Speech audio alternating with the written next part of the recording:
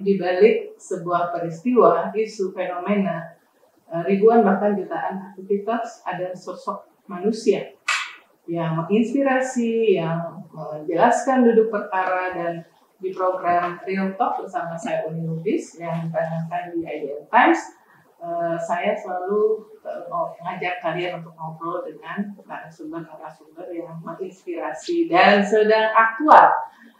Kali ini saya berada di Puri Gede, rumah dinas kediaman Gubernur Jawa Tengah, yang hari-hari ini menjadi trending topik. Karena apa? Karena baru saja diumumkan secara resmi oleh Partai Demokrasi Indonesia Perjuangan (PDIP) sebagai capres PDIP untuk 2024. Mas Gub, matur nuwun waktunya. Sama-sama Mbak Uni. Ini sengaja pakai batik merahnya? Sehari saya pakai ini karena hari ini jadwalnya pakai batik. Oh, di Pemprov? Di Pemprov, iya.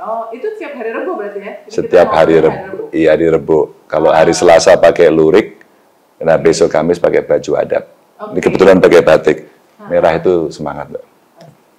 Jadi saya tuh baru tahu ternyata sudah hampir 10 tahun karena periode kedua ya. Jadi ini 8 tahun jadi gubernur. 10 tahun ke-10 ini karena September selesai. Artinya jadi tinggal di Semarang. Ternyata Mas Gub ini nggak punya rumah pribadi di Semarang. Kalau saya cek laporan kekayaan ya yang di LHKPN, rumahnya ada 3 di Bogor, Sleman, sama Purbalingga. Kalau Purbalingga tempatnya ibu ya, Ibu Atikoh ya? Ya, itu waktu saya beli, istri saya CPNS. Jadi ada tanah kecil.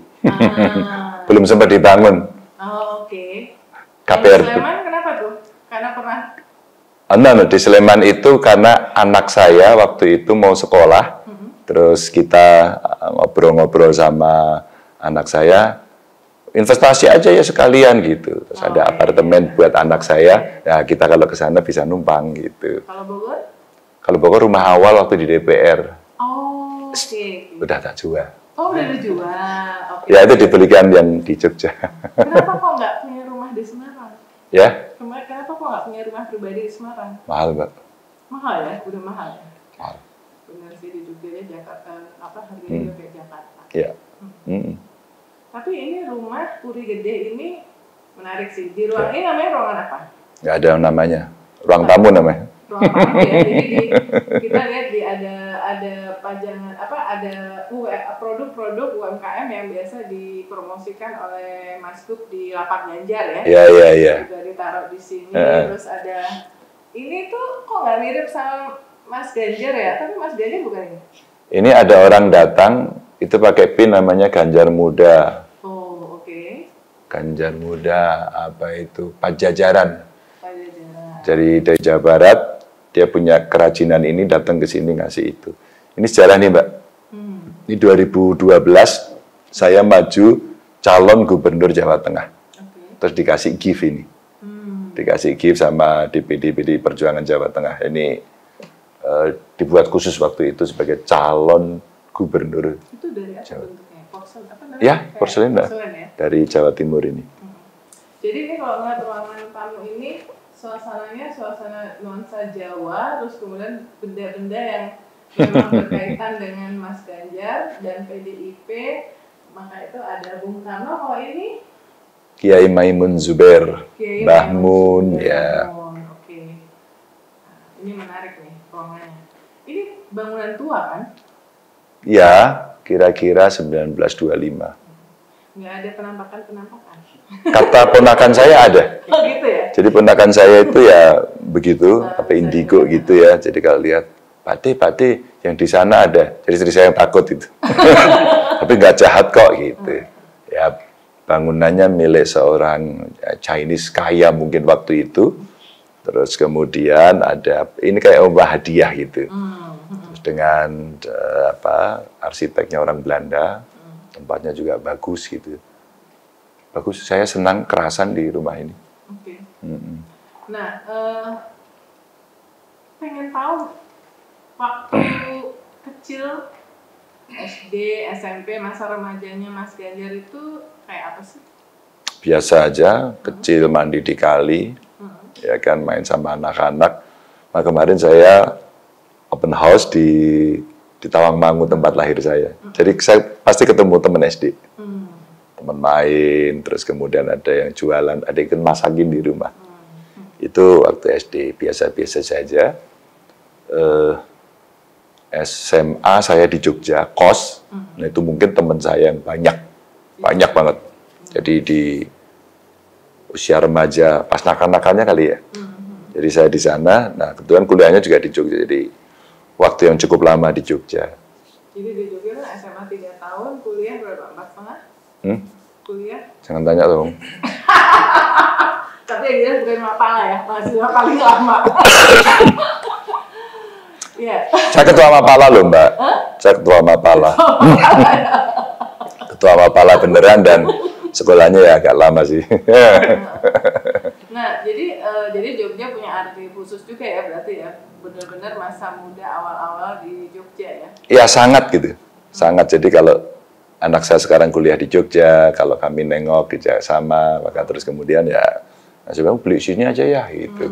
Jadi suasananya itu menarik begitu ya. Dan Jogja Jateng ini kan mirip aja, mirip. Orang tua saya di Purworejo juga nuansanya sangat Jogja, maka kakak adik saya semua kuliahnya di UGM di Jogja gitu. Jadi istri saya, anak saya semua kuliah di UGM gitu. Jadi suasananya suasana yang memang iya seperti itu.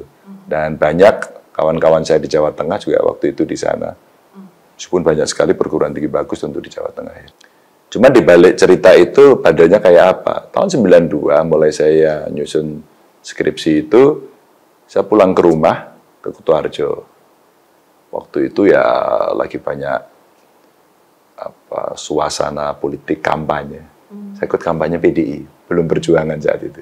Ya. Pulang.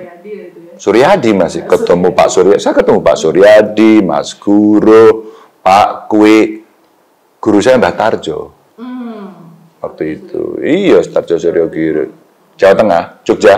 Di Jogja dia, di Jogja. Aslinya Klaten dia. Kebalik sama Pak yang Jawa Timur yang senior yang sangat Pak Sucipto.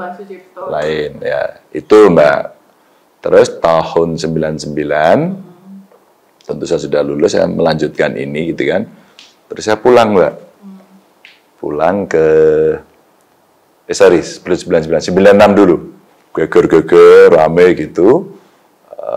Saya pulang itu pakai kaos tulisannya Megaku, Megamu, Megawati. Dapat dari mana itu kaos? Disablonin teman-teman, ya temanku kreatif semua. Disablonin saya pakai. Bapak saya kan polisi Mbak. Marah dia. Copot kaosnya. Nggak boleh. Kita itu kan. Udah baru dulu ya? Ya iyalah. Iya. Bahasanya gitu Mbak. Bahasanya gitu, nggak boleh. Kita itu kan hidupnya dari Golkar. Itu doktrin yang luar biasa waktu itu. Dan akhirnya saya nggak lepas. Terus saya, ya udahlah saya kalau gitu balik Jogja gitu. Bandel nggak ya kayak gitu. Tapi saya nyesel sih. Kenapa saya ngelawan orang tua saya? Tapi suatu ketika akhirnya tahun 2004 saya jadi DPR dari PDI Perjuangan. Bapak saya bilang, iya, Bapak jadi ingat. Kamu yang bener ya gitu. Boten Pak itu. Hanya situasinya memang berubah dan hari ini kondisinya seperti itu. Ya gitulah kita ceritakan. Ya mungkin itu kebandelan-kebandelan, diajak teman-teman demo gitu kan. Kadang-kadang ya kebanyakan naik gunung waktu itu ya. Kayak gitu-gitu. Kenapa kok PDI? Meskipun waktu itu masih PDI. Ya. Jadi kalau dulu kalau waktu jadi mahasiswa, berani ngelawan pemerintah nggak? Berani ngelawan militer nggak? Wah gitu. Itu ukuran-ukuran berani dulu. Ngomongnya keras nggak? Lawan Soeharto. Sama lah, dulu kan kasus banyak. Waktu Tempo kena bredol, kita ikut demo. Prioritas, kita ikut waktu itu. Jadi kita udah ketemu sama teman-teman yang waktu itu cukup aktif di media. Dan kelak kemudian ternyata mereka jadi pemret. Dan kami kenal. Jadi waktu itu mahasiswa seperti itu, maka pilihannya kemana kalau partai? Golkar udah banyak. Terus P3 satu warna ya, satu warna. Tinggal pilihannya PDI aja. MNI sering ngomong soal cerita kebangsaan, nasionalisme dan sebagainya. Ya saya kira pilihan itu klop gitu ya. Maka pada saat politik praktis ketemu Mbah Tarjo bilangnya gini, kita datang ke rumahnya Mbah Tarjo rame-rame gitu. Kalau cuma teriak-teriak gitu aja percuma sekarang. Turun ke jalan yang rame. Itu udah dibakar saat itu. Dan beneran Mbak, kita demo, kita ikut kampanye gitu. Itu waktu itu sama Mbah Tarjo begitu. Gak usah ragu kalau mau masuk partai, masuk partai. Biasanya mahasiswa suka nggak berani kayak gitu. Dan bener Mbak, saat itu akhirnya yang masuk partai hanya sedikit orang. Nah salah satunya namanya Ganjar itu. Gitu. Nah itulah yang awal-awal waktu itu, terus kemudian pilihannya kenapa PDI? Maka karena PDI nilai kebangsaan, pluralismenya ada, dan membela yang kecil begitu. Kan kecil ini waktu itu. Partai juga kecil waktu itu kan. Lebih challenging gitu ya. Nah, pilihannya nggak terlalu banyak waktu itu. Tahun 97 waktu Kuda Tuli, Mas Ganjar di mana itu? 96 dong. 96 ya? Saya 95. Juli. Saya 95 lulus jadi ketahuan kan. Ya terus kemudian saya ke Jakarta, terus kemudian main tempat Mbah Tarjo ya. Main tempat Mbah Tarjo, saya Mbah Tarjo ngomong-ngomong, wah ini ketemu lagi nih. Saya dengan beberapa teman, Mbak, biar kenal Bu Mega gimana? Oh, kami ikut. Ini di kebagusan tiap malam orang ketemu. Saat itulah saya tiap malam ke kebagusan. Jadi kita tahu kalau jam 10 itu Gus Dur datang, minta Indomie. Sebelum pagi ya? Malam. Terus kemudian saya ngobrol di nonton TV di dapur kecil di kebagusan. Nanti Pak Taufik Kimas datang. Terus kemudian Pak Taufik Kimas bawa uang. Yang demo, kamu berapa bis? 2 bis Pak, 1 bis berapa? Saya masih ingat waktu itu sekitar 150.000 atau berapa. Kita bagi 2 ya, 75. Tahu berapa? 100.000 nih, 50 gitu. Ya, itu loh kalau bersama rakyat. Jadi ngobrolnya di situ loh. Jadi itu. Pak Taufik itu salah satu yang memorable adalah generosity-nya. Iya. Dan beliau yang support saya waktu saya running gubernur. Dan pada saat menang saya keluar, maka saya dipoto wartawan mana DPR, udah dianterin Mas Joko. Waktu itu fotonya sekarang saya pasang di depan. Gambarnya gini, ada Pak Taufik, ada Mbak Puan, ada saya. Ketiga aja sama Jokowi itu lagi nyerahin gitu, dia ke foto gitu. Itu memorable, kan itu pertemuan saya terakhir. Dan gue sampai, ini underdog ini kok bisa menang. Loh Bapak yang, ini underdog bisa menang gitu. Baru kali itu. Biasanya Mas Taufik itu kalau ketemu saya marah terus itu. Tapi saya baru sadar. Saya sedang dididik aja. Jadi kelenturan politik itu belajar dari Mas Taufik. Tapi kesabaran politik itu belajar dari Bu Mega. Itu yang waktu itu. Perjuangan ya aku udah tuli itu Mbak. Saya masih ingat waktu sebelum 27 Juli itu kan ada demo di Diponegoro tuh. Saya bertiga masih belajar kerja aja. Saya datang saat namanya Mbak Jipeng sama Mas Ewin suami istri. Mbak Jipeng ini anaknya Bu Rukmini Kusumo Astuti, ya Komnas HAM dulu, Jenderal Polisi perempuan itu. Kita datang, tapi siapalah saya, sehingga Bu Mega waktu itu, kamu anaknya Mbak Rukmini, toh aku dulu waktu kunjungan ke Amerika 1 kamar sama beliau. Saya mantan aja Mbak, saya bukan anaknya siapa-siapa. Jadi ya setelah itulah kemudian ada saya dengar obrolan-obrolan operasi naga merah, naga hijau gitu kan. Sampai kemudian Bu Rukmini meninggal di rumah sakit. Yang datang jenguk pertama itu siapa namanya Bu Mega. Saya masih ingat Mahara yang buka di sana. Karena apa? Bu Rukmini pesan, bilang sama Mbak Yumu itu aja Bu Mega. Operasi naga merah, naga hijau. Terus waktu di Komnas HAM kan, terus si Roy itu ajudannya, Roy Khatul itu teman di UGM juga kasih surat ini, tapi isinya saya nggak tahu, kasih ke Mbak Mega gitu. Nah, habis itu meledak 27 Juli, saya belum menikah, saya masih pacaran, saya ngapel ke istri saya ini, yang kelak kemudian jadi Bu Ganjar ini, di Purbalingga. nonton TV, wah pecah, wah kita belum punya handphone Mbak, kita juga miskin. Nah itu cerita-cerita di 27 Juli. Sehingga pada saat saya datang ke sana saya ingat, kita ke DPP ngapain? Bawa beras yuk. Saya masih ingat bawa air kemasan gitu. Dan waktu kita tulis itu saya masih ingat urutan ke-6. Urutan ke-6 orang yang isi daftar hadir di situ pada saat itu, hari itu. Saya masih ingat ketemu Mas Parlan waktu itu. Ya, Parlan yang menerima saya. Kami dari ini. Tapi saya sebenarnya udah kenal beliau dari TV kan. Orang kampung. Jadi seperti itulah cerita. Jadi pada saat dari saya di Purbalingga, wah di Tabaluk, itu melihat suasana haru biru menegangkan di kebagusan. Jadi buat kalian milenial dan Gen Z tadi disebut Mangara. Mangara itu Mangara Siaan, dulu aktor yang sangat terkenal dan kemudian bergabung dengan PDIP Bu Mega dan menjadi salah satu orang yang dekat dengan Mega pada saat itu ya. Jadi dia aktor terkenal. Nggak tahu ya. Ini kita belum ada akhir nih. Iya. Jadi konteksnya itu. Nah jadi dalam proses titik momen ketika kemudian ini kan Mas Ganjar kemudian jadi anggota DPR 2 periode, terakhir jadi wakil ketua komisi 2 ya, terus kemudian jadi gubernur ini 2 periode. Momen awal ketika bakal karirnya naik nih, karir politiknya itu apa itu? Suruh jadi anggota DPR. Karena itu ya di awal. Iya, itu jabatan publik pertama. Saya nggak mikir, nggak mimpi Mbak waktu itu. Justru penugasan pertama saya dari partai itu ikut membidani lahirnya Badiklat Pusat. Karena waktu itu Bu Mega menyampaikan bahwa kita menang 99, habis itu kalah. Yeah. Bagaimana membedakan interupsi dan instruksi aja masih sulit gitu kan. Instruksi ada interupsi. Ini kita bicara belak-belakan. PDI Perjuangan awal-awal dulu juga banyak pidato Bapak 2002, tahu kan? Kepala daerah. Jadi maksud saya ya itu fakta. Maka Bu Mega punya pikiran, nggak bisa ini mesti didiklat. Nah, diklat itu lahir. Saya belum jadi anggota DPR. Di diklat itu saya ketemu dengan para intelektual. Dulu diundang banyak sekali tokoh intelektual dari kampus. Diklat dibikin.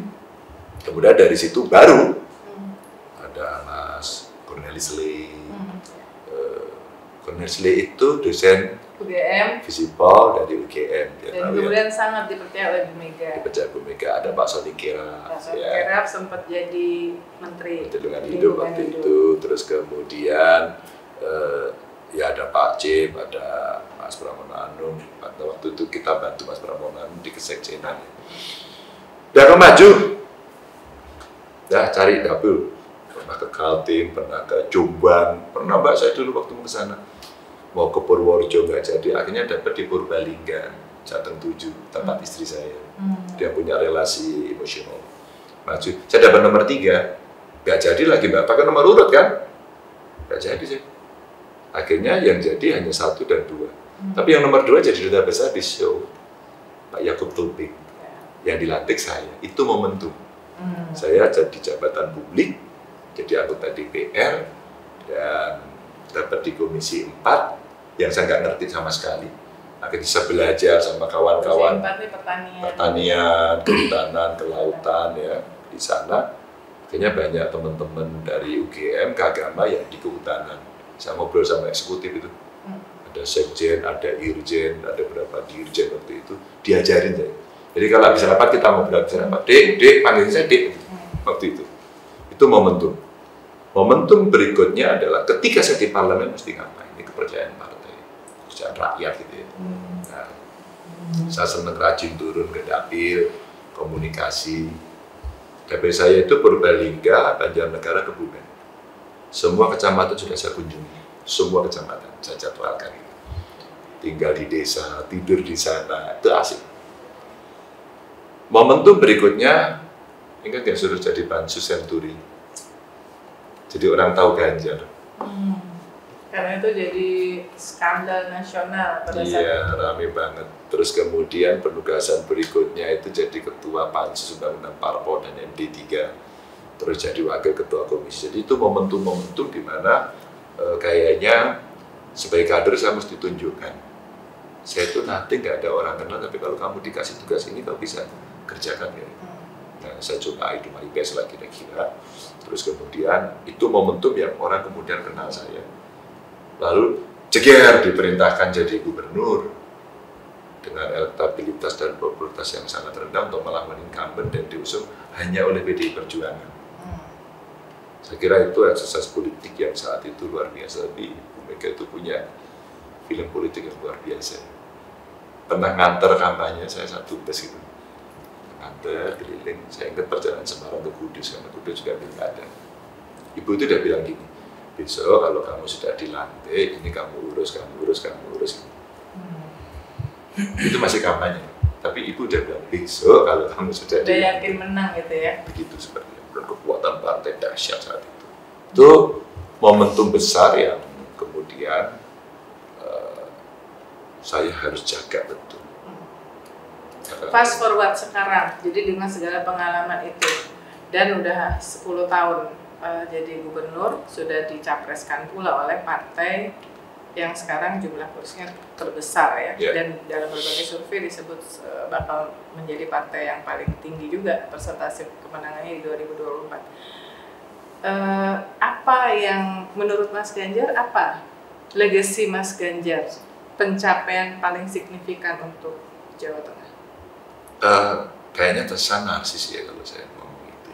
Tapi misalnya saya waktu enggak juga sih, kan artinya kan itu bisa diukur juga. Jadi waktu saya wawancara Pak Jokowi itu saya juga tanya, Pak Jokowi apa legacy terbesar Pak Jokowi? Pak Jokowi menyebut salah satunya infrastruktur, dan memang memang kita tahu bahwa Pak Jokowi identik dengan pembangunan infrastruktur. Nah, jadi nggak narsis juga karena emang faktanya ada. Kalau Mas Ganjar sendiri? Kalau saya Mbak sebenarnya biar publik menilai, tapi kalau boleh bukan apa pencapaian, yang saya rasakan aja ya. Yang saya merasa mungkin GR, tapi ini saya yang suka gitu. Staf saya Mbak di Pemprov itu berani menolak gratifikasi. Maka pada saat kemarin ada OTT di Jawa Tengah, aku deg-degan aja. Ternyata bukan pegawai saya. Itu grup WA-nya teman-teman kepala daerah di Jateng, Bupati Wali Kota, grup WA OPD saya, para kepala dinas saya sampaikan. Dari jawabannya berbeda. Kalau di kepala dinas, siapa Pak? Di mana Pak? Ada apa? Saya bilang hati-hati, jelang Lebaran, layani masyarakat dengan baik-baik, awas gratifikasi, awas korupsi, karena akan banyak orang memberi. Tolong ditolak. Itu jawaban di para bupati, siap. Ada apa, di mana? Tapi kalau dinas saya enggak. Bapak jangan khawatir Pak. Kami sudah terbiasa untuk itu. Kami membawa amanah ini sesuai dengan perintah Pak Ganjar, karena kita tagline-nya kan boten korupsi, boten ngapusi. Itu value yang menurut saya penting. Itu yang paling utama. Kalau infrastruktur Mbak, ada duit kita jalan. Dan tahun pertama saya waktu itu meningkatkan anggaran 300% untuk infrastruktur, ternyata itu cukup memang bisa membantu menyelesaikan. Ya, selebihnya saya kira data statistik ya, yang mungkin orang akan bisa melihat apakah itu cukup bisa berhasil atau tidak. Dengan narsis. Misalnya dibandingkan yang kelihatan, infrastruktur yang kelihatan. Anies kelihatan JIS misalnya, yang bentuknya kayak gede gitu ya, grande. Ridwan Kamil, Aljabar lah yang terbaru gitu ya. Kalau Jateng, apa yang menurut Mas Ganjar secara fisik paling signifikan? Kalau infrastruktur jalan mungkin paling enak dilihat saya masuk kondisi jalan seperti apa, hari ini seperti apa. Nggak fair dong kalau saya ngomong gitu. Yang sifatnya monumental, saya tidak terlalu suka itu. Tapi ketika Pak Presiden telepon saya, siapkan kawasan industri yang di bawah. Terus kemudian saya bilang, Pak kalau mau bagus Pak, dan bisa mengenerate usaha lebih banyak di Brebes. Terus kemudian sayangnya kemudian harganya naik tinggi. Yang kedua terus kita ngobrol lagi, kita bicara dengan beberapa menteri, Alternatif berikutnya Batang itu. Oh, Batang. Nah, pada saat Batang dibikin, ini punya BUMN. Jadi nggak usah rame, kita bisa lakukan cepat. Pak Gubernur bisa bereskan izinnya, Pak. Siapa? Sehingga 9 bulan pekerjaan itu kita kerjakan. Itu betul-betul tembok yang bagus antara pusat, provinsi, dan kabupaten. Dan saya dorong kita tumbuhin. Itu yang bagus. Yang selebihnya sebenarnya sebelum itu dengan pihak swasta, tapi itu yang kawasan industri yang di Kendal. Kendal, soalnya bukan Kendal yang dengan Singapura itu ya? Dengan Singapura. Itu karena pada saat mau diputus, Perdana Menteri datang, Pak Presiden datang di sini ngobrol-ngobrol. Nah, di meja depan itulah kita putuskan. Saya ingat ada Menlu, ada Menteri Perindustrian saat itu duduk. Kalau ini nggak beres makanya sudah ini jatah saya sekarang bereskan. Nanti pun mati saat itu harus beres hari ini, harus jalan hari ini. Itu mungkin ya akan bisa mengenerate lebih banyak. Nah, saya itu dari keluarga miskin. Nah, jadi apa pengalaman menjadi keluarga miskin itu yang kemudian menginspirasi paling signifikan dalam memimpin Jawa Tengah? Saya nggak bisa bayar sekolah, tadi saya harus cuti. Nah, saya sampaikan, saya pernah usul waktu itu dengan Menteri Pendidikan bagaimana kalau wajib belajar kita sampai 12 tahun dan sekolahnya tidak berbayar. Karena itu nggak jalan dan saya sudah terlanjur ngomong, maka saya inisiasi di Jawa Tengah untuk SMA, SMK, SLB, kita nggak usah berbebani kepada masyarakat. Dan saya membuat modeling 3 sekolah untuk SMK dan ini hanya untuk orang miskin. Nah, kawan-kawan bilang, Mas aku titip 1 dong, karena Anda mampu. Dan alhamdulillah hari ini saya cukup senang karena beberapa orang, Pak Ganjar saya di Jepang, saya sudah kerja, mimpi yang tidak pernah lewat aja enggak, tapi hari ini saya bisa di sini, saya sudah bantu orang tua bangun rumah, saya sudah kasih tabungan haji, dan saya kirim tiap bulan. Jadi sesuatu yang dalam konteks kemiskinan kita investasi kepada salah satu keluarganya. Dan kemudian beberapa teman kawan di provinsi lain datang, Mas Ganjar kenapa bisa memberikan sekolah gratis sampai ke SMA, SMK? Lo gampang aja. Itu secepat kita ngetok palu aja. Karena willing. Kalau Anda punya kemauan itu pasti bisa. Bagaimana relasi waktu itu? Ya kami bicara dengan DPRD, kami siapkan perencanaannya itu dengan baik, di depan kita putuskan saja. Dan ini tidak boleh diganggu. Sekda, kunci ini. Sama waktu infrastruktur. Saya mau naik 300% kunci. Wah Pak ini nggak mungkin Pak, mungkin ini maunya saya. Jadi perdebatan panjang awal saja di gubernur. Lalu kemudian sekolahan kita minta, bereskan seperti itu. Nah ini sekarang banyak orang nanya gimana caranya Pak Ganjar kok bisa seperti itu, ya sesederhana itu aja. Dan yang 3 sekolah sebagai modeling ini betul-betul dia boarding school yang tidak mampu, dia sekolah di situ, kita kasih makan, kita kasih tempat tidur yang tidak terlalu mewah begitu dibanding SMA swasta yang hebat-hebat itu, tapi ini negeri. Nah sekarang mereka bisa mendapatkan akses itu dengan baik dan hasilnya alhamdulillah sih bagus. Ini cerita dari pengalaman miskin ya. Gitu.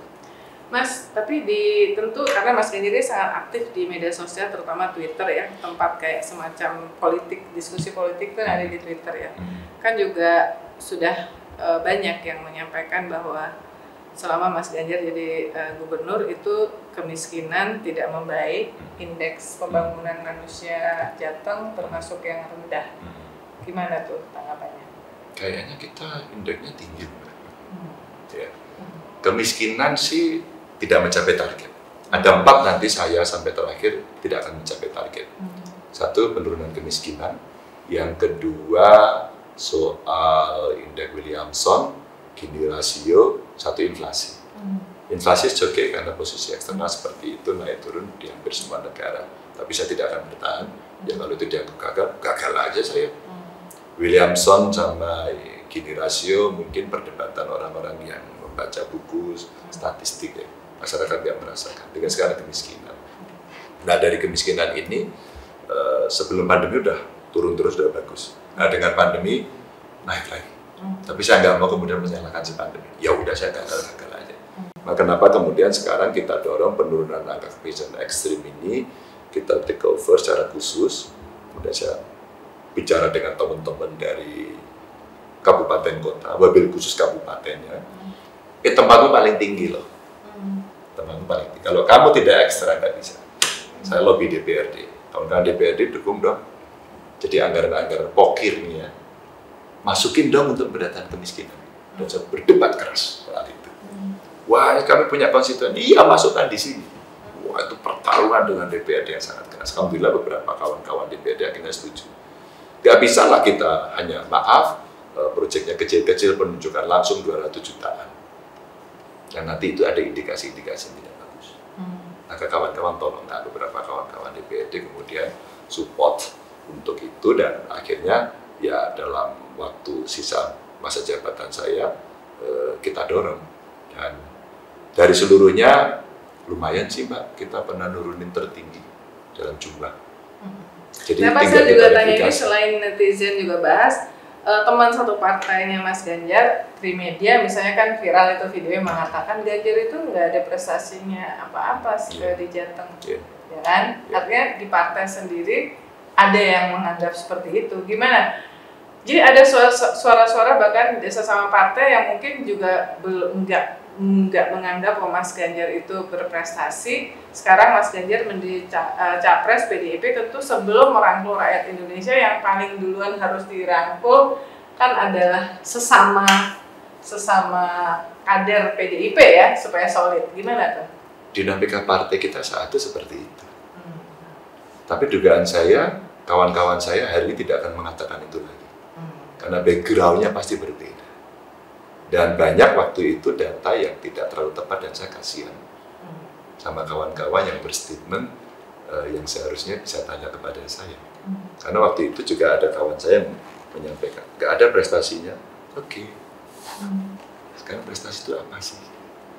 Kalau itu by data, kita kasihkan data. Kalau itu by fakta, kita kasihkan fakta. Dan saya senang kalau kemudian orang bertanya dulu kepada saya. Nah ini beda. Di balik statement pasti ada message yang disampaikan. Di balik itu pasti ada cerita dukung-mendukung. Dan itu wajar. Dinamika sebelum keputusan. Saya dikritik banyak Pak, di sini juga iya. Dan Alhamdulillah sekarang mereka semua mengkoreksi apa yang disampaikan. Bahkan pada saat itu disampaikan, satu lagi kalau nggak salah waktu itu apa ya, olahraga. Itu ya dari Jawa Tengah saja yang ngurusi olahraga, mereka menyampaikan seperti itu. Saya tidak perhatian, saya ini. Lalu saya telepon ketua, apakah Anda menyatakan ini? Dia minta maaf ke saya gitu. Nggak mengatakan itu. Waktu di Papua, Ganjar, nembak atletnya aja, enggak gitu. Ya saya kasihan sih.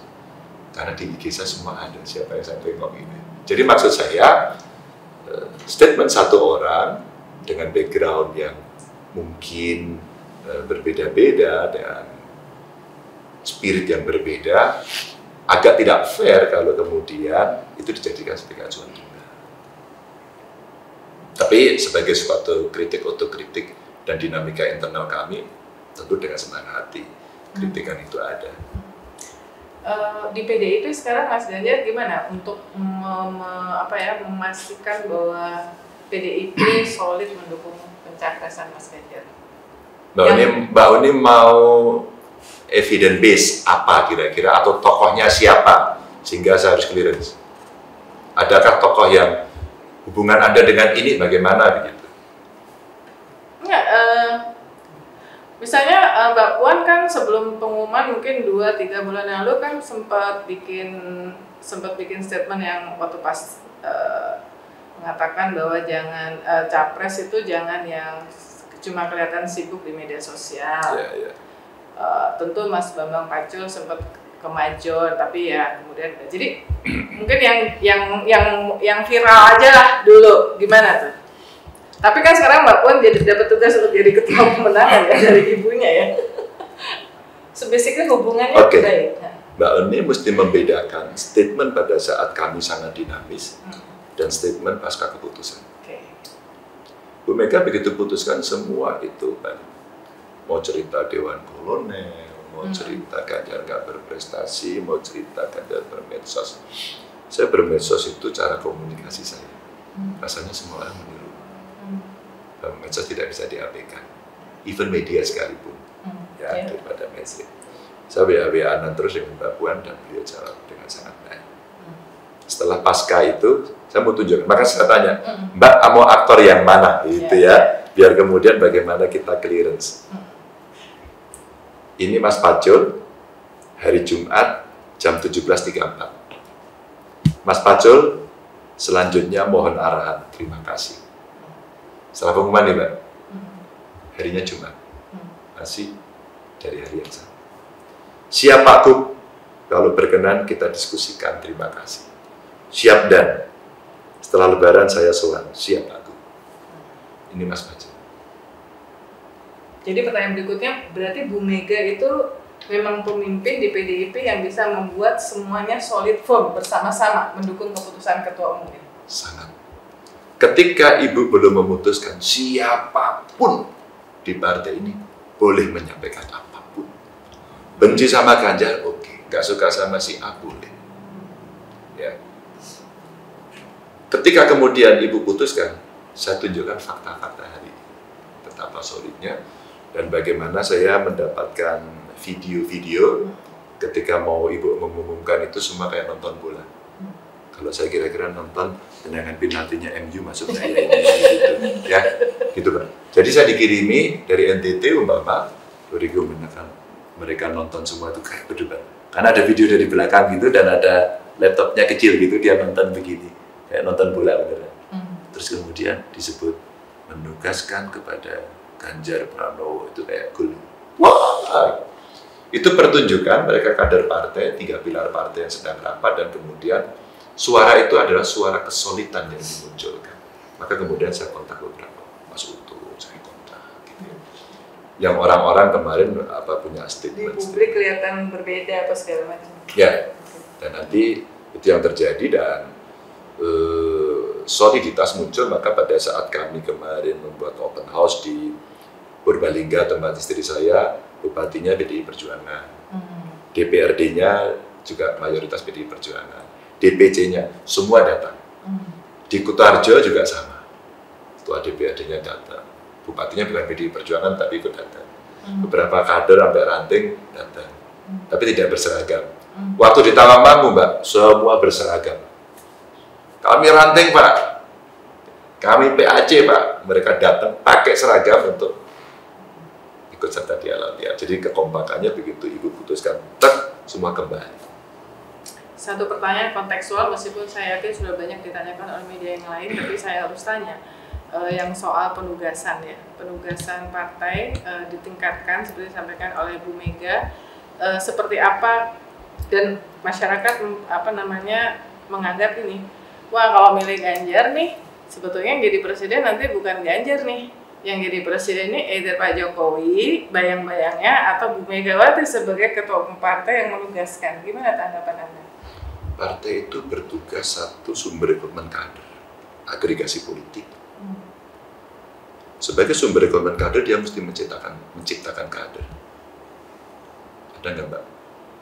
Partai yang dia mengusulkan calonnya sendiri dan juga dipercaya oleh publik. Silakan Anda akses satu persatu dari kandidat yang ada. Sebagai kader PDI Perjuangan, betapa bangganya kami. Pak Jokowi lahir sebagai kader PDI Perjuangan, memimpin. Hari ini ada penugasan baru kepada Ganjar Pranowo, juga kader. Maka sebagai sumber rekrutmen kader, boleh dong kalau kita katakan PDI Perjuangan cukup serius membuat kaderisasi. Dan itu ada di kepala daerah yang lain. Apakah kemudian Ganjar hanya akan berpikir partai? Ganjar 2 kali menjadi anggota DPR RI, 2 periode maksudnya, menjadi gubernur. Apakah kemudian track record itu sudah menunjukkan bahwa heavy-nya dia hanya kepada partai? Bahkan tadi Mbak Uni sudah sampaikan, Ganjar saya sebagai gubernur dikritik keras oleh partainya sendiri. Apakah Ganjar tidak melayani rakyat? Apakah di medsosnya Ganjar tidak melayani rakyat? Karena partai sebenarnya juga representasi rakyat. Tapi saya itu harus tahu, Mbak, yang tadi di awal saya sampaikan, saya lahir di partai ini, digembleng di partai ini, besar di partai ini. Maka jangan jadi maling kundang. Jadi sebenarnya dua langkah yang beriringan itu akan bisa dilakukan. PDI Perjuangan, Bu Mega itu pesan kepada saya, beliau di BRIN, dan beliau pada saat di BRIN juga dikritik, dibully kan, ngapain? Apakah Ibu Mega ingin cawe-cawe? Tidak. Bu Mega sampai kepada saya, Jar, aku itu hanya kepingin politik pangan kita itu juga dimulai dari riset yang bagus. Ya benih, ya budidaya, ya teknologi, ya mengoptimalkan seluruh sumber daya. Kenapa kita tidak bisa? Wow, merinding saya. Aku bukan minta jabatannya, enggak. Tapi percaya enggak, Pak? Insight yang saya dapat. Bagaimana kemudian agar BRIN bisa menjadi besar? BRIN butuhnya apa? Jejaring. BRIN butuhnya anggaran. Kalau tidak bisa mendapatkan jejaring, tidak bisa mendapatkan anggaran, katakan, kira-kira kalau Bu Mega yang perintah, tolong dong BRIN keanggarannya ditambah. Ketua DPR kamu laksanakan dong itu. Pak Jokowi bisa nggak ya? Bu Menkyu bisa nggak? Maka begitu taktisnya saat itu. Dibanding kemudian yang lain. Jadi proporsional. Ya tentu beliau tidak akan melakukan riset sendiri kan. Tapi secara managerial leadership, saya kira apa kebutuhanmu, aku bantu ya. Jadi kecemasan-kecemasan itu muncul ya. Saya sendiri tentu tidak mau menjadi malin kundang itu agar kita tahu dari mana kamu berada. Tapi apa tugasmu? Bu Mega pada saat saya jadi gubernur, ya, sudah dilantik. Bu, perintahnya apa Bu ke saya sebagai gubernur? Kamu harus solid for Kombimda. Kamu temui tokoh agama, tokoh masyarakat. Seluruh janji politik kamu laksanakan. Ada yang lain? Tidak. Dan janji politik saya apakah janji kepada partai? Janji saya adalah kepada rakyat dan republik ini. Mas Ganjar kalau terpilih sebagai presiden, apakah akan melanjutkan semua programnya Pak Jokowi? Sudah pasti. Apa yang kurang dari Pak Jokowi, pasti kita akan perbaiki. Yang sudah bagus kita lakukan percepatan. Yang kurang dari Pak Jokowi apa? Ada banyak cerita yang orang menyampaikan kepada kita. Sampaikanlah kepada publik. Undang-undang Omnibus Law kemarin menjadi perdebatan panjang. Apa problemnya? Problemnya komunikasi. Problemnya implementasi. Pada saat komunikasi, partisipasi publik mesti diajar. Mau nggak kita menjadi bangsa yang cepat? Kalau cepat, proses panjang ini mesti diringkas. Ayo kita percepat. Orang kemarin bercerita soal utang negara. Wah, nanti ini beban. Kita duduk ya. Bisa nggak kita mengoptimalkan dari kekuatan kita sendiri kalau tidak mau hutang? Bagaimana politik perpajakan kita? Bagaimana pengelolaan sumber daya alam kita? Bagaimana pengelolaan SDM kita? Bagaimana environment kita mesti kita jaga? Apa kita tidak bisa? Bagaimana crash program mesti dilakukan agar kita bisa mandiri? Pak Jokowi, oke, nikel tidak saya ekspor mentah, boksit akan saya teruskan. Tapi ketika itu mesti kita kerjakan sendiri, kita mampu apa enggak? Kalau nggak crash program apa? Agar SDM kita bisa mampu untuk itu. Ini saya kira beberapa yang mesti kita dorong untuk melakukan percepatan. Soal kemerdekaan berekspresi, apakah Mas Ganjar sebagai presiden kalau terpilih akan menjamin kemerdekaan berekspresi, tidak suka nangkap, yang mengkritik di media sosial, di media, ada komitmen nggak? Saya kira kita tahu adab, kita tahu tata cara. 350.000 lebih orang membuli saya ketika saya memutuskan soal U20. Tidak saya hapus, tidak saya blok, dicaci maki tiap hari, sekasar dengan bullying luar biasa. Maka saya sampaikan, saya aja, tapi jangan anak istri saya. Anda berlebihan. Sebenarnya saya ingin menyampaikan itu juga menjadi komitmen. Anda bicara, apakah Anda tidak menangkap? Saya kira YouTube saya pernah dibanjiri orang dengan sudah jutaan jadi presiden penonton. Palestina, sudah jadi capres Palestina, ya? Enggak. Ketika demo buruh dan demo undang-undang Omnibus Law waktu itu di depan kantor provinsi. Dan dia saya temui itu. Ketika banyak orang nggak mau. Jadi kalau itu masih menjadi pertanyaan, ya silakan lihat track record. Soalnya kan kalau orang jadi presiden bisa beda, Mas. Presiden kan kekuasaan tertinggi. Saya kira ada undang-undang yang mesti ditaati. Kita semua bicara hak, tapi kita juga punya tanggung jawab. Makanya saya tunjukkan apa yang ada dari situ. Ya, orang bisa bicara nanti kalau saya, tapi bagaimana saya bisa percaya pada kamu adalah track record. 2 pertanyaan terakhir. Pak Jokowi juga masih, dan sempat sebelum pengumuman itu kan sebetulnya memberikan angin kepada Pak Prabowo ya. Dan kita juga dapat informasi dalam berbagai kesempatan Pak Jokowi juga menyampaikan semacam endorsement itulah di publik juga. Menurut Mas Ganjar, apakah Pak Jokowi lebih ke Mas Ganjar atau ke Pak Prabowo? Saya kira lebih ke saya karena dia satu partai dengan saya. Bahwa memberikan kesempatan kepada yang lain-lain yang maju itu kan sebagian adalah menteri-menteri beliau. Itu menunjukkan beliau memberikan ruang ekspresi demokrasi yang terbuka. Yang mestinya beliau, masa iya sih kamu mau maju kan kamu menteriku. Tapi beliau kasih kesempatan itu. Aku pikir dulu kalau jadi menteri mau maju dia mundur dulu. Karena kemudian dia akan attack. Dia akan attack incumbent-nya karena dia berbeda partai. Tapi Pak Jokowi tidak dikasih. Proses demokratisasi yang menurut saya luar biasa bisa beliau berikan. Hanya kita aja mesti tahu diri kan. Gitu.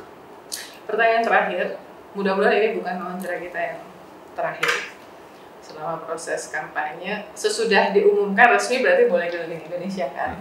Ya kan? Karena memang ini tujuannya juga karena surveinya Mas Ganjar ini paling tinggi, selama ini konsisten.